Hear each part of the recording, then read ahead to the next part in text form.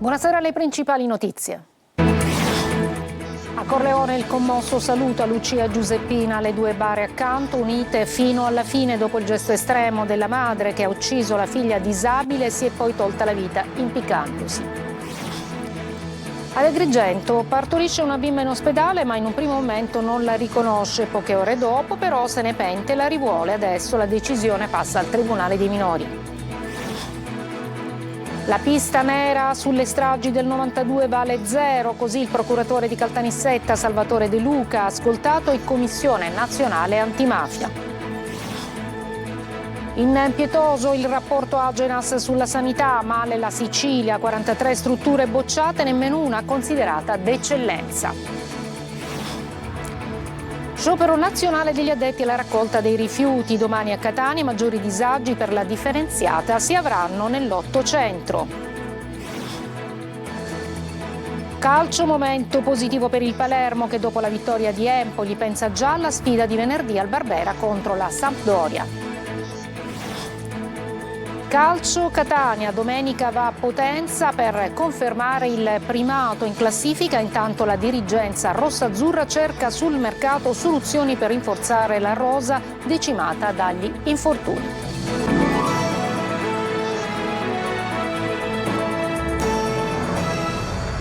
Buonasera, eccoci dunque a Corleone oggi pomeriggio. Il commosso saluto a Lucia e Giuseppina. La madre ha ucciso, lo sapete, in casa la figlia disabile e poi si è tolta la vita. La celebrazione si è tenuta nella chiesa madre di San Martino, appunto a Corleone. Sentiamo Marco Bullà. L'ultimo saluto a Lucia e Giuseppina. Nella chiesa madre di Corleone i funerali delle due donne, madre e figlia, due bare accanto. Lacrime e dolore da parte di amici e parenti, c'è incredulità per quanto accaduto, come ci racconta un amico di famiglia. Totò ha fatto l'infermiere qua all'ospedale per 40 anni, un'amicizia, una persona meravigliosa. Non si poteva mai aspettare una cosa del genere? Mai. Lei è morta quando è morto suo marito, perché era suo marito e faceva quello che si sbrigava tutto, le faceva dall'A alla Z. Poi ha avuto un brutto male, 8 mesi aveva che se n'era andato. Il gesto di Lucia è stato inaspettato, senza segnali premonitori, si è abbattuto su questa comunità corleonese, ha detto l'arcivescovo di Monreale, Monsignor Isacchi, che ha officiato la messa. È stato inutile cercare di capirne il perché. Tutti i nostri ragionamenti e calcoli sulle difficoltà, la solitudine, lo stato d'animo, l'assistenza, il sostegno non trovano conferme nella concreta realtà di Lucia e di Giusy. Aveva paura di lasciare sola sua figlia, ci dice un'amica della donna in lacrime. Le bare escono in silenzio, l'ultimo viaggio insieme verso il cimitero del paese.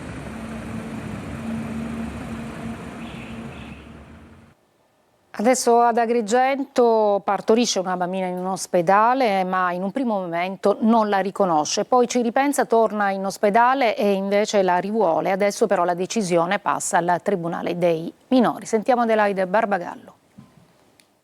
La piccola sta bene, dorme nella sua culletta d'ospedale, ignara di quanto attorno a lei stia accadendo. Il suo destino al momento è incerto. Chi la crescerà? In quale città muoverà i suoi primi passi? In un altro letto accanto al suo reparto, nello stesso ospedale San Giovanni di Dio di Agrigento, dove è nata, c'è la sua giovane mamma. Subito dopo il parto cesareo ha detto che non voleva riconoscere la figlia, così come previsto dalla legge. Poche ore dopo si è allontanata alla struttura, ma il rimorso di aver lasciato quel fagottino, certamente in mani sicure e non nel ciglio di una strada o in un cassonetto, ma non nelle sue braccia di mamma, è stato troppo grande ed è tornata sui suoi passi. Ai medici ha detto: voglio mia figlia, mi sono pentita, voglio crescerla io, ma davanti alla porta della neonatologia ha trovato la polizia. A quel punto il crollo psicologico e il malore. La giovane è stata nuovamente ricoverata. Un dramma che sta vivendo da sola, la maternità e il parto, la difficile scelta di crescere oppure no la sua bambina. La giovane vive in un contesto familiare difficile, il suo è un caso delicato di cui si stanno occupando magistratura e servizi sociali. Non è ancora chiaro se a questa mamma, originaria di un'altra provincia siciliana, verrà tolta la bambina o se entrambe saranno accolte in una casa famiglia. La pista nera sulle stragi del 92 vale zero. Il procuratore di Caltanissetta, Salvatore De Luca, audito in Commissione Nazionale Antimafia, aggiunge poi Falcone e Borsellino uccisi come concausa dell'inchiesta Mafia e Appalti. Sentiamo Luca Ciliberti. L'audizione del procuratore di Caltanissetta Salvatore De Luca in Commissione Nazionale Antimafia sulle stragi del 92 rischia di segnare una tappa importante nella ricerca della verità sulla morte dei giudici Falcone e Borsellino. Il procuratore De Luca di fatto smonta la pista nera, ovvero l'ipotesi giudiziaria di un coinvolgimento del terrorista neofascista Stefano Delle Chiaie, esponente dell'estrema destra parlamentare, fondatore di Avanguardia Nazionale, nella strage di Via D'Amelio, dicendo senza mezzi termini che questa vale zero tagliato e di aver perso già abbastanza tempo su questa vicenda. La pista era stata prospettata dall'allora procuratore generale di Palermo Roberto Scarpinato, oggi senatore del Movimento 5 Stelle. È sul filone mafia appalti consegnato alla procura di Palermo dai ROS dei Carabinieri il 16 febbraio 91 che bisogna approfondire. Non capisco lo scetticismo manifestato su questa pista, che ritengo concausa degli omicidi di Giovanni Falcone e Paolo Borsellino, dice il magistrato, che individua due precondizioni: l'isolamento di Falcone e Borsellino e una concausa, la vicenda mafia appalti, come elementi che hanno portato alle stragi di Capaci e Via D'Amelio. Pur non avendo prove su elementi corruttivi che riguardano Giammanco e Pignatone, aggiunto De Luca, potrebbero aver compiuto comportamenti inopportuni tali da indurre i mafiosi a ritenere che la procura, con l'eccezione di Falcone e Borsellino ritenuti incorruttibili, fosse malleabile e permeabile alla corruzione della criminalità organizzata. Sanità malata in Italia, 2 ospedali su 10 vengono bocciati dall'Agenas, arriva anche l'impietoso giudizio sulla sanità siciliana che non ha, pensate, nemmeno una struttura considerata d'eccellenza. Adelaide Barbagallo. L'Agenzia Nazionale per i Servizi Sanitari Regionali boccia in maniera implacabile la sanità siciliana. In Italia sono 15 gli ospedali al top, ma tra queste eccellenze nemmeno una si trova in Sicilia. Il quadro che emerge è desolante. Tutta la sanità del meridione ha valutazioni molto basse. Le eccellenze sono concentrate al nord, con una sola eccezione al sud, l'azienda ospedaliera Federico II di Napoli.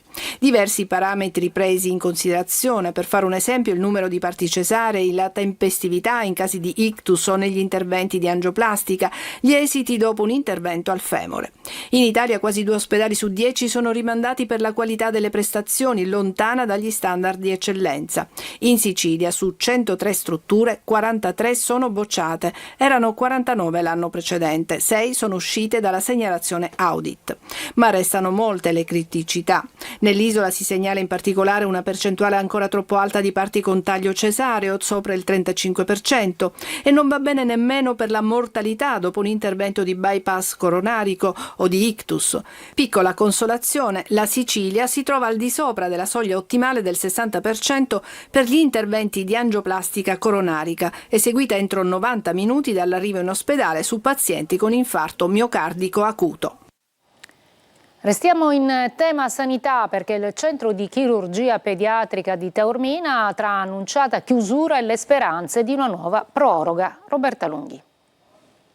Il 31 dicembre è indiscutibilmente la data della scadenza dell'ultima proroga alla operatività del centro di cardiochirurgia pediatrica di Taormina. La storia degli ultimi anni racconta di un proseguo solo a suon di proroghe, con la spinta verso richieste di deroga a una legge che avrebbe portato la Sicilia a una situazione speculare alla regione Veneto, e invece ci si ritrova a vivere ancora di attese. Le attese sono relative al rinnovo o a qualsiasi forma di proroga, deroga o qualsiasi comunicazione da parte dell'assessorato. In una nota la UIL di Messina riaccende i riflettori sul versante della consapevolezza della data, oltre la quale senza un atto formale sarebbe chiusura. Un volontario allarme da una parte, ma anche monito e scuotimento all'azione dall'altra. Chiediamo che ci sia immediatamente intanto la proroga che vada oltre il 31 dicembre e poi soprattutto che la nuova rete ospedaliera preveda definitivamente una stabilizzazione del centro di cardiochirurgia pediatrica in maniera tale da dare certezze a migliaia e migliaia di piccoli pazienti, delle loro famiglie e ai lavoratori di questo reparto. Al netto di quanto prometteva la bozza della nuova rete ospedaliera, ancora non approvata e che vedeva il centro taorminese Costola del Civico di Palermo,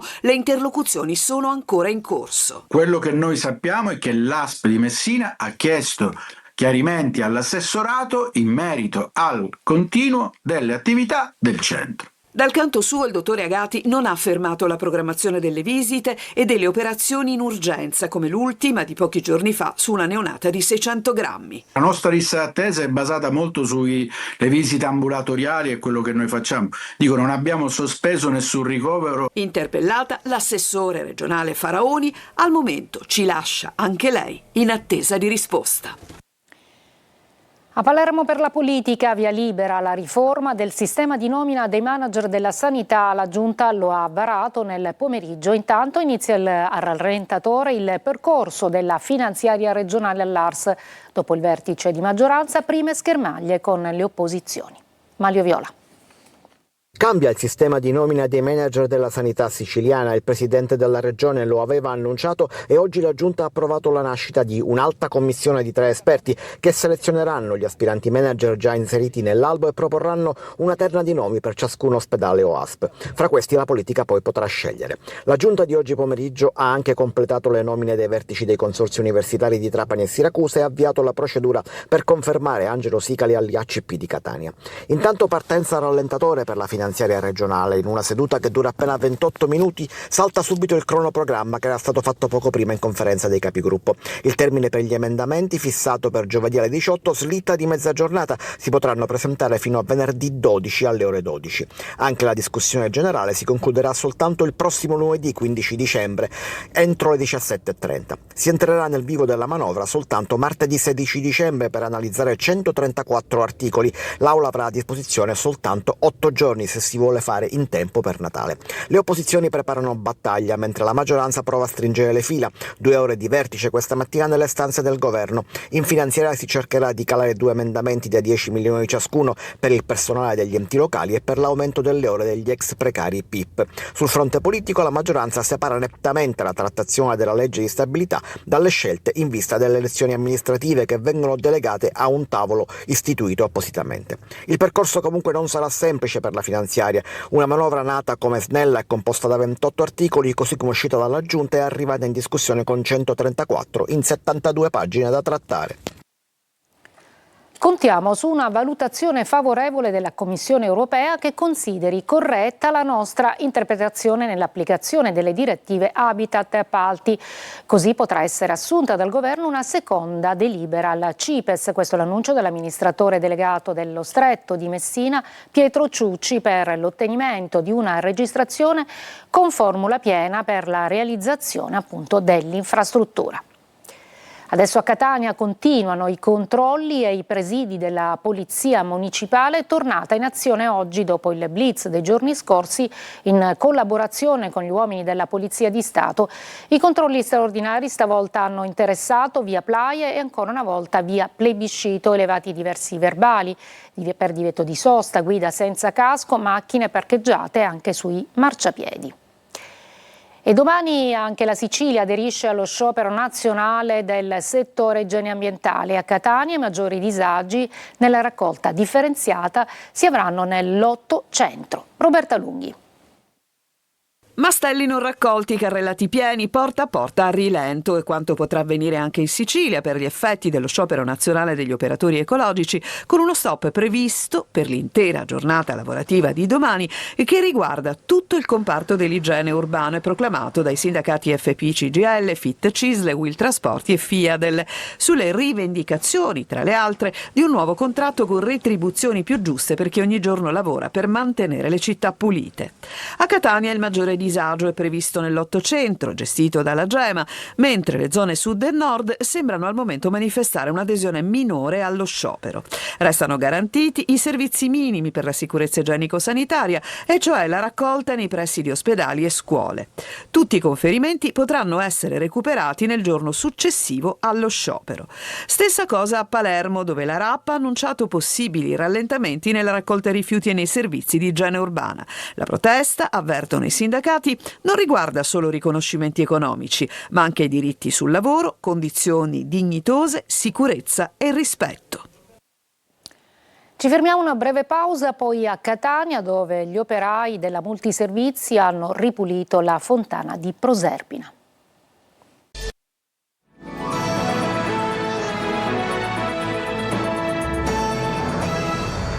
A Catania operai della Multiservizi all'opera per ripulire la fontana di Proserpina, diventata una vera e propria pattumiera, addirittura utilizzata come dormitorio. Tonino De Mana.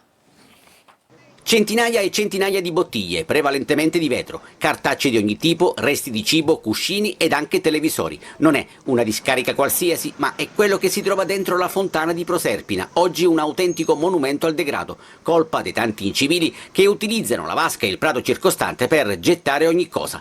Davvero un pessimo biglietto da visita per chi arriva in treno a Catania, per non parlare di turisti e pendolari che passano, osservano e si indignano.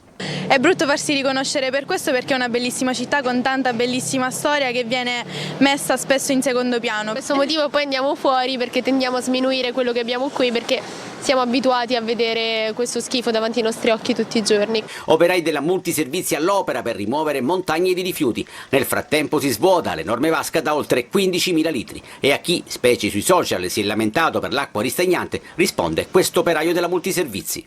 Se noi togliamo l'acqua, come altre volte è successo 2 o 3 giorni che dobbiamo fare dei lavori, vanno a dormire nella grotta degli chiesti comunitari. Avete capito bene, persino la grotta è stata utilizzata come dormitorio. Ultimato lo svuotamento, la fontana di Proserpina verrà transennata per evitare che dopo qualche ora possa ritrovarsi di nuovo piena di rifiuti e in vista di un sofisticato intervento di restauro programmato in primavera. Nel cuore delle Madonie a Blufi, in provincia di Palermo, ritorna il presepe meccanizzato, uno dei più grandi d'Italia, un capolavoro di tradizione e artigianato visitato da ogni parte della Sicilia. Desiree Ferlito. Un capolavoro di arte e tradizione nel cuore della Sicilia. Il presepe di Blufi, piccolo borgo sulle Madonie, è un evento unico e suggestivo che attira visitatori da ogni parte dell'isola e non solo. L'inaugurazione della 16ª edizione nel giorno dell'Immacolata ha riscosso come ogni anno grande successo, un appuntamento divenuto tappa del Natale siciliano per molti. Un lavoro artigianale meticoloso ad opera di circa 30 giovani che da mesi dedicano ogni weekend alla costruzione, alla manutenzione e al perfezionamento del presepe e dei suoi personaggi. Fa del presepe di Blufi uno dei più grandi d'Italia. Un'area di circa 80 metri quadrati di proprietà della diocesi di Cefalù. Il presepe artistico riproduce non solo la natività ma anche le ambientazioni naturali tipiche madonite. Gli abiti dei 70 personaggi sono cuciti a mano, tutti raccontano un microcosmo di vita rurale siciliana, riportando alla memoria antichi mestieri e tradizioni. Scenografie, movimenti meccanici, giochi di luci e cicli giorno-notte contribuiscono a creare un effetto unico nel suo genere. Breve pausa alla pagina dello sport con il calcio e gli impegni di Palermo e Catania.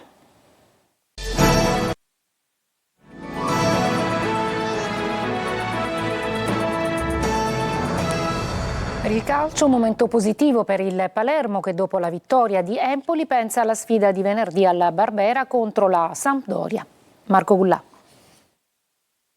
7 punti in 3 partite, il Palermo si è lasciato alle spalle i nuvoloni di crisi. L'ultima vittoria conquistata sul campo dell'Empoli ha sancito la guarigione dei rosanero, sorridenti anche dopo i risultati di ieri. Il Palermo adesso è a 5 punti dalle 2 capoliste, ovvero Monza e Frosinone. Continuità è quella che cerca Pippo Inzaghi, continuità che passa anche dal match di venerdì sera al Barbera contro la Sampdoria, che viene dal successo contro la Canarese.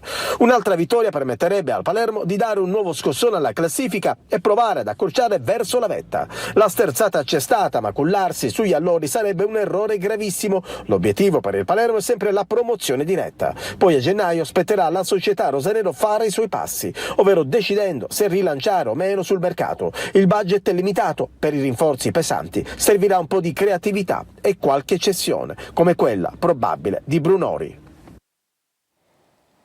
Volata finale del girone d'andata per il Catania che domenica va a Potenza, società rossa-azzurra che si sta iniziando a muovere anche sul mercato per trovare quelle alternative da dare a Toscano dopo i diversi infortuni che hanno caratterizzato l'ultimo periodo. Francesco Triolo.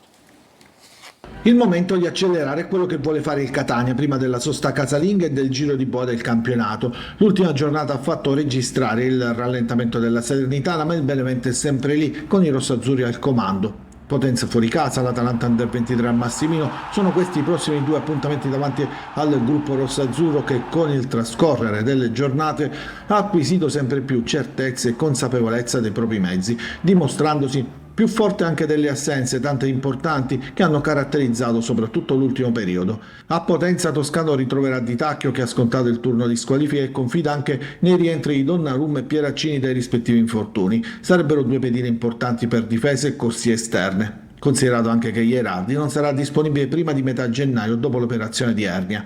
La volata di fine anno coincide anche con i primi movimenti in vista della sessione di gennaio del calciomercato e proprio gli infortuni costringeranno la dirigenza etnea a muoversi per rinforzare la rosa. Visti i tempi lunghi per l'infortunio di Cicerelli, Catania sta variando Giovanni Bruzzaniti, 25enne fantasista del Pineto, che in questa stagione ha già messo a referto 7 gol e 7 assist. Il giocatore ha già dato il suo gradimento al Catania. Occorre discutere col Pineto, dove c'è già D'Andrea in prestito con diritto di riscatto, che potrebbe rientrare nell'operazione. Nel mirino del Catania però c'è anche un difensore centrale di esperienza, oltre che un centrocampista che attualmente gioca in Serie B e infine un laterale sinistro come alternativa a Donnarumma. È tutto, grazie per l'attenzione e buona serata.